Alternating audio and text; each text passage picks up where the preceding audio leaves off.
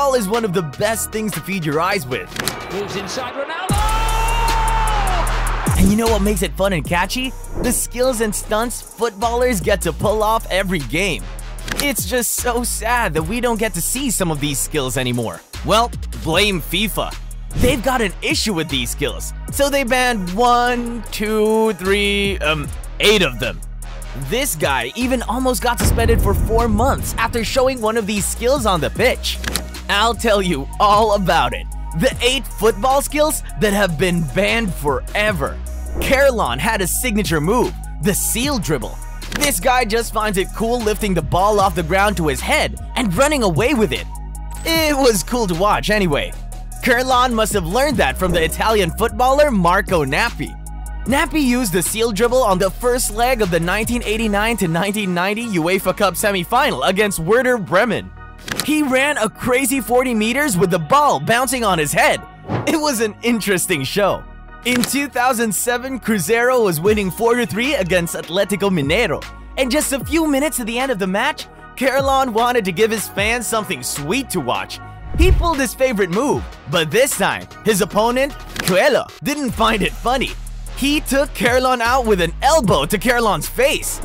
Whoops! Carlon was down and in pain. Cruzeiro fans hated Coelho so much for that foul. 2 things happened after that match. Coelho was handed a 120-day suspension. This was reduced to 5 games after an appeal anyway. And FIFA decided to ban the Seal Dribble. FIFA thought this skill was a bit of a show-off, unnecessary, and it kind of showed disrespect to the opponents.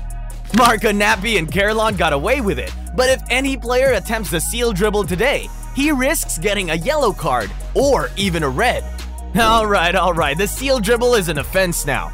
So a booking is understandable, but bro, why get a booking for doing the right thing? Don't get lost. I got you. Just follow me. You know, in football, a goalkeeper is not allowed to pick up a back pass with his hands. That's gonna be a foul. But some players were smart enough to hack this rule. Instead of passing the ball to the goalkeeper with their feet, they just use their head. That's a super smart, brainy move, right? That way, a goalkeeper can catch a back pass with his hands. I'm sure you know this already. Well, the lawmakers in football were furious about this. They didn't really enjoy footballers outsmarting them, so they came up with another plan. If you pass the ball back to your keeper with your head while the ball is still in the air, that's cool. The goalkeeper can catch that with his hands. But I guess Marco Verratti didn't get the memo because this guy went on all fours to head a ball to the keeper. Now, that's illegal. Low headers have been banned in football. Players are not allowed to head a ball on the ground.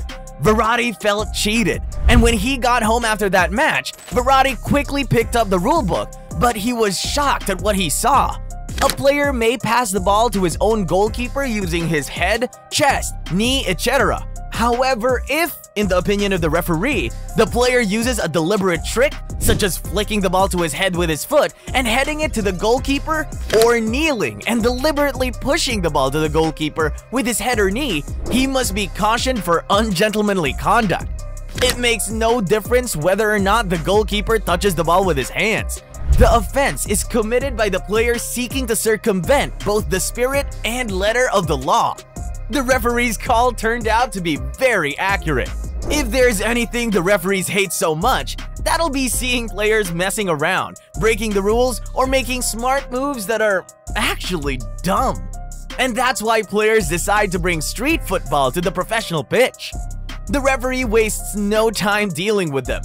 The shirt catch is a sweet move to watch, but only on the streets though. FIFA has a strong stand against it in an official match. Trapping the ball in the shirt is an illegal move in professional football. The shirt, in this case, is seen as an extension of the arms, and it is assumed that the player has handled the ball with his hands and should be booked for that offense. The Norwegian right-back, Jan Gunnar Solli, once did the shirt catch during a match. He picked up the ball in the air, kept it trapped in his shirt, and ran away from the other players and towards the goalkeeper. The referee came to the rescue as he called Solli back and showed him the yellow card. Only if Solli had subscribed to this channel and watched our videos, he'd have known not to pull that stunt. Trapping the ball is a crazy thing to do in football, and that's why the shirt catch was banned. But if you think that's the only ball trapping skill banned, try checking out the running knee lock. A running knee lock is an act of daylight unarmed robbery. You see a player trap the ball between his knees and run away with it. I'd have loved to replicate this move with a player in my FIFA 22 video game, but it's not even included. No, I forgot. It was banned. Running knee lock is cool stuff on the street, but not in an official match. It doesn't even end here, because this trick is on a new level. It's just sad to see that it has been banned. Quite a lot of footballers fancy this trick, including Yogo Bonito and Ronaldinho, but FIFA says no. We've got to stick to the rules, right? You'll still see footballers do this on the training ground and during warm-ups, but they are just not allowed to try stalling the ball on their head in an official game. Okay, if players can't do the head stall during a match, can they at least stall the ball on their own neck? Wait, let me quickly run through the FIFA rulebook. Oops, I don't think a player can do that too. So, no stalling at all, whether on the head or on the neck. A player is not allowed to stall the ball, and doing that attracts a yellow card booking. Let's finish off with this highly entertaining skill that FIFA would not allow to be used again, the Donkey Freekick. If you've watched Shaolin Soccer, then you should be familiar with this.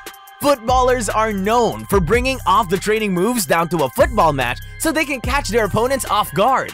And during the training ahead of a match against Everton in 1970, Coventry City players had a free kick trick planned out. They did get a free kick during that match, having a chance to pull their trick, the Donkey Freekick. Carr and Her combined to take this one. As Carr flicked the ball, Her kicked it mid-air and sent it into the back of the net. It was a fantastic volley that had the stadium roaring in excitement. That goal won the 1970 BBC Goal of the Year award. But guess what? FIFA banned it the next year. They deemed this trick inappropriate for whatever reason, and that was the last time it was used. Legally. Okay, that was a free kick trick, but you see this one? It's a trick pulled off while taking a penalty. And guess who started it all? Neymar Jr. This guy moves to take a penalty and then fakes a shot, having the keeper dive in one direction and just shoot it in the other direction. No one had a problem with it at first, but after Neymar scored 5 of 5 penalties in a row, FIFA officials came to see for themselves. No. That's not so cool. That was it. That penalty technique was smart, but it was a cheat code and unfair to any goalkeeper. Skills and tricks are not the only things that can be illegal in football. Fouls are illegal too. Click on this video to see the most nasty and dirtiest fouls in football history.